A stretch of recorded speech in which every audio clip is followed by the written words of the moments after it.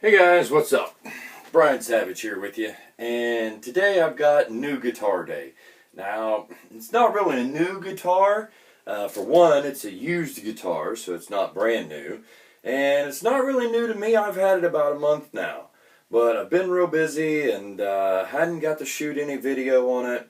And I kind of wanted to make my mind up whether or not I was going to keep it and liked it as much as I initially did. You know how a lot of times you get something and it's the greatest thing in the world to compare it to what you got at the house, or play with it a while and all these things that you wish was different start popping out at you that you didn't really notice while you were at the shop. I was at a guitar show, and it was a local guitar show.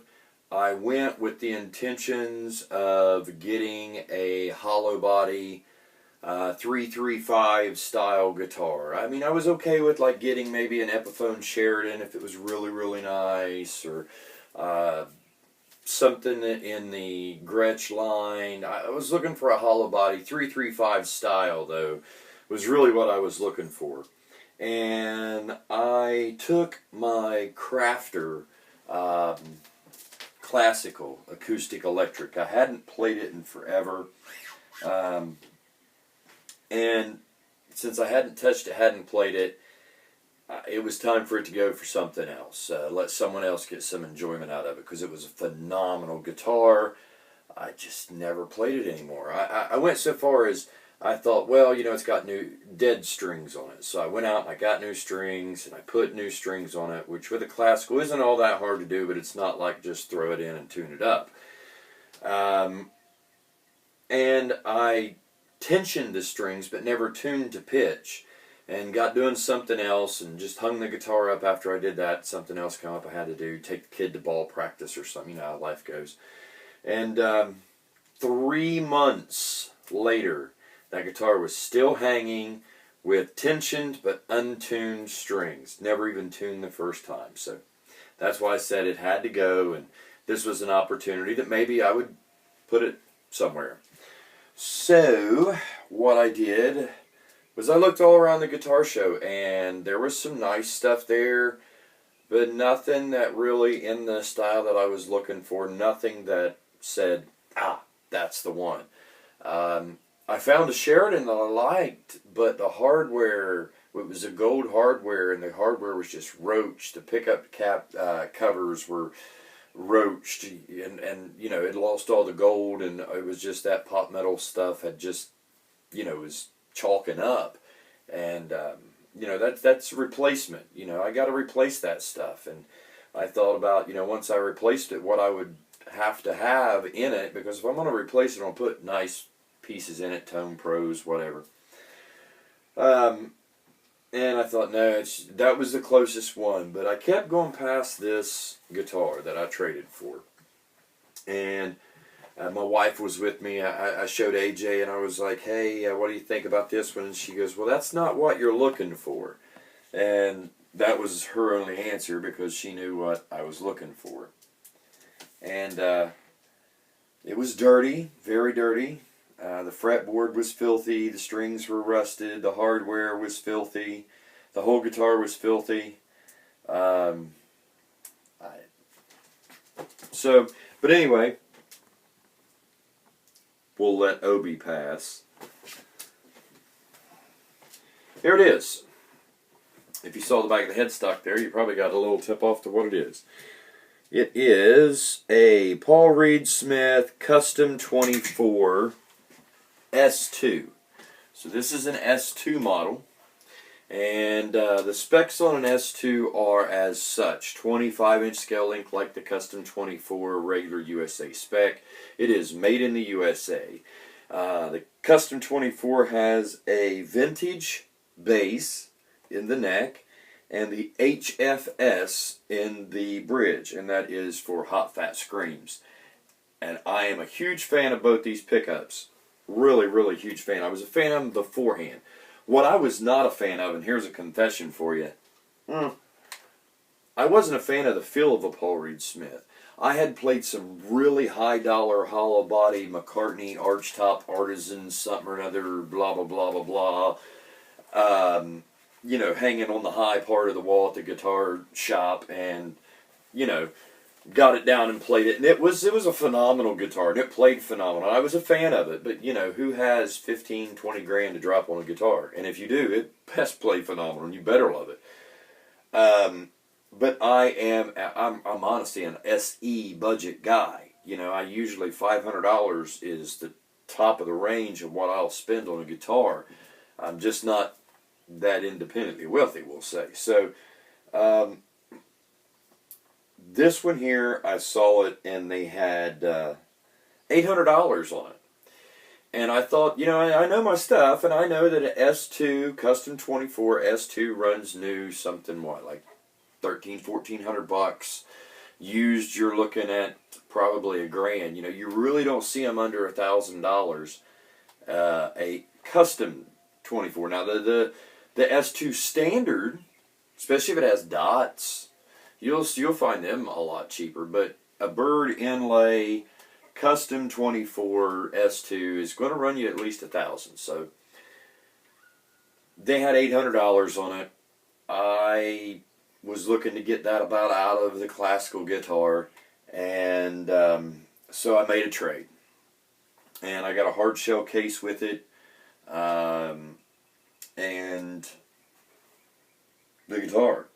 Brought it home, cleaned it up, restrung it, set it up, played it and played it and played it and played it and played it and played it and played it. It has one little imperfection. You may or may not, because of the lighting, be able to make it out. Like right in here, it has a chip out on the paint. There you can kind of see it. It's pretty significant. It's probably the size of almost a dime, penny, probably a penny. So, but what can you do? So I made the trade. And how about, I got pictures of that classical. I'm going to try this right here, somewhere, here over here, maybe, somewhere in here. Maybe the whole half of the screen and I just get skinny. Don't know how I'm going to do it, but I'm going to put a picture of that classical in there. And if I've got it, I'll show a before because I put the Martin Tree of Life inlay I put in the fretboard. I don't know if I ever showed this guitar on this channel before or not, but it's hung behind me and everything else, so perhaps. But I have pictures before I did that inlay and then after. And I bought that inlay pre-cut. That was the way to go. That was the way to go on that. Still took me 2 days to get it into the fretboard and get it where I want, because some of it was just little tiny pieces, and I had to use the smallest little ball end thing on the end of my Dremel to cut out for it. But anyway, back to this 25-inch scale length, and that's it. But this S2, I really like the feel of this neck. I'd never played an S2. I played SEs. I never liked the feel of the neck. Built very well, sounded great, played fairly easily, but it's one of those things where if you don't like it, you don't like it. And I didn't like it. This is a patent regular as per PRS specs. I've felt other patent regulars in the SE line. It was supposed to be patent regular, and they don't feel the same. Just does not feel the same. But fit, finish, the quality. I mean, it's the things like, I do inlay work, like I said, and you don't see a line around these birds. There's no black line around these birds, and I could try to show you on camera, but it wouldn't make it out anyway. But, you go buy a $3,000 Les Paul and those trapezoids, you look around and there's a black line, and that black line around them usually isn't even. It's usually kind of cattywampus around the inlay. There's absolutely no line around these things. It goes fit, finish, top notch. And that goes for all the PRS. SE, S2, standard, custom, the private, all the way up private stock Paul's guitar. I've never seen one built bad. I mean, I'm sure there's some out there, the law of averages says there has to be. I've never run into them. And I've ran into a bad build out of every other brand at some time or another in my life. Just like I said, law of averages. But anyway, the trim, it has the push-in trim arm.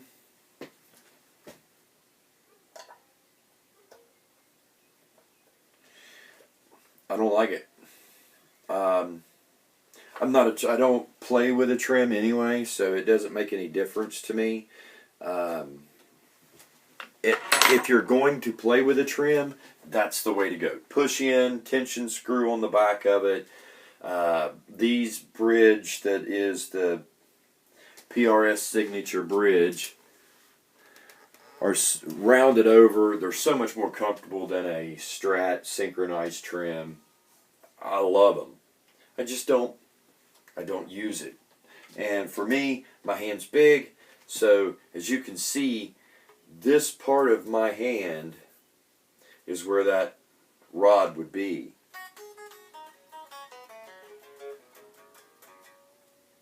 Gets in my way. Makes me turn my hand like this to get around the rod when I get down on the high strings. And I don't do it. Anyway, so it's just because the way I play, where I play, the ergonomics, not my thing there. But I love the bridge, just don't like having the trim arm in it. I know, get a hardtail, right? Well, guess what, buddy? All hardtails ain't that comfortable either.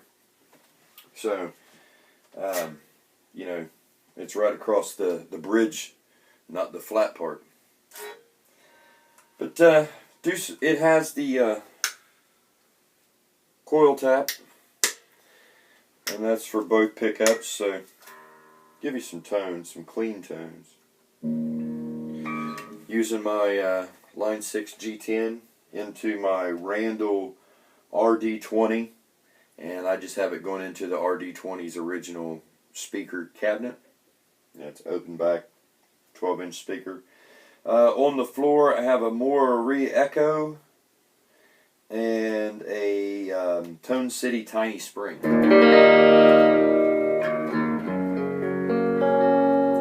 And those are in the loop.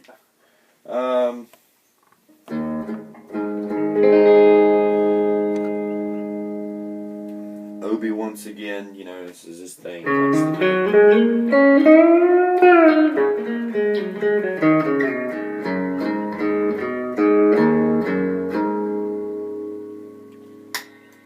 This is probably my favorite tone on it, on the neck. Roll the tone back a little bit.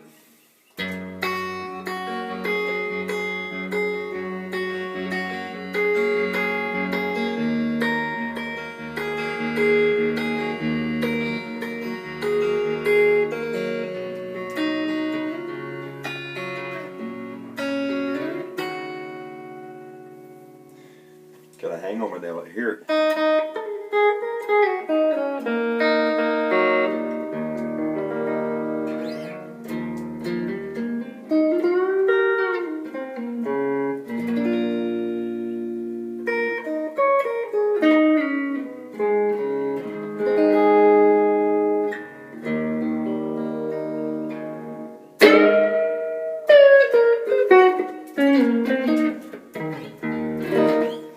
So there's just some tones out of it.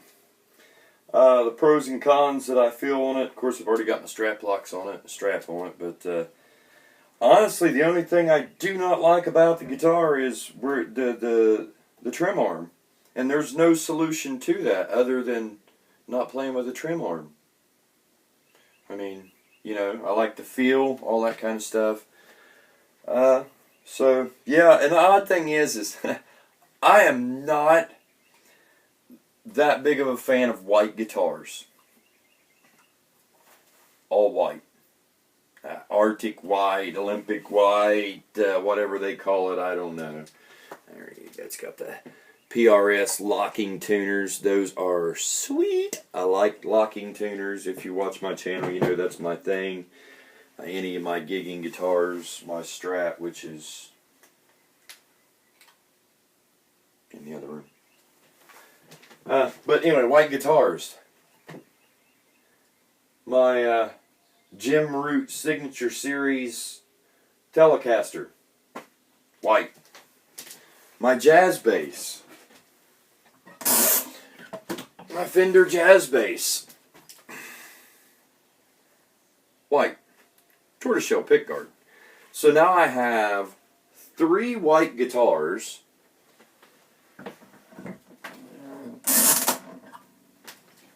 3 white guitars, and I'm not that big a fan of white guitars, but I have found out that they show really nice on stage when the stage lights are going and everything. They show really well on stage. They contrast well. The guitar stands out versus I'm not black all the time. You know, when I'm on stage, I usually don't even wear black. I wear something else. But they stand out. White guitars do, and both the guitars are. This one is like a cream off-white, and this one is a little bit off-white, but it's like it's almost pearlescent. Like it almost has a pearlescent white quality to it. Not quite so much as like the automotive white pearlescent, but it kind of has that sheen to it a little bit. And I love it. So I decided to shoot a video on it. Who knows, a couple years down the road, this one might go away for something else. Maybe it will get earned its spot like my Les Paul. My Les Paul, nothing special Les Paul I talk about. This is, oh, shout out to Glenn. This is my Epiphone Ultra 3. One of the first videos I did on this guitar, and this guitar has paid for itself many times over on stage from gigs.